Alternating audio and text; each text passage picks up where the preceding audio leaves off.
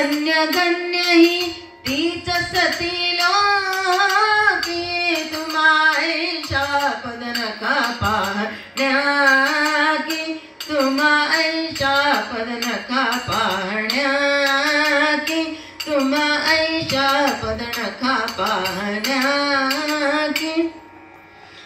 आईसाहेब माफ करा म्हणे, पण पृथ्वीवर अत्रीची कांता आहे, तिचं नाव आहे अनसूया.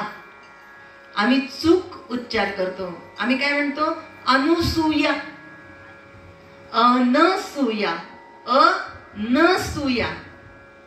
खर तर हा जोक आहे की स्त्रीला असूया नाही. हा खूप मोठा जोक आहे.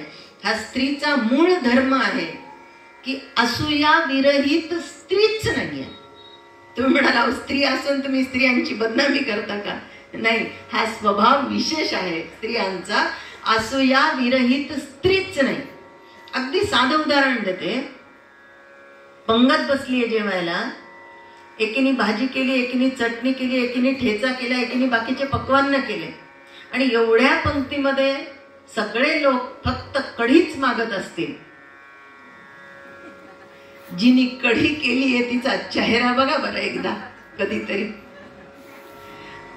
आणि ती हळूच जाऊन सांगते, जिथून वार्ता फिरणारी बायका फार हुशार. मी केली हे सगळ्यांना कळण्यासाठी एकच व्यक्ती पुरेशी असते. त्या एका व्यक्तीला सांगितलं की सगळीकडे वार्ता फिरते आपोआप. ती म्हणते, बाई काय सांगू, खरं तर मला भाजीच करायची होती, पण मला सासूबाई म्हणल्या बाई तू कढी कर, म्हणून केली बाई मी आपली कढी. सांगितलं नाही तिने मी कढी केली म्हणून नाही, आधी सासूचं नाव पुढे केलं.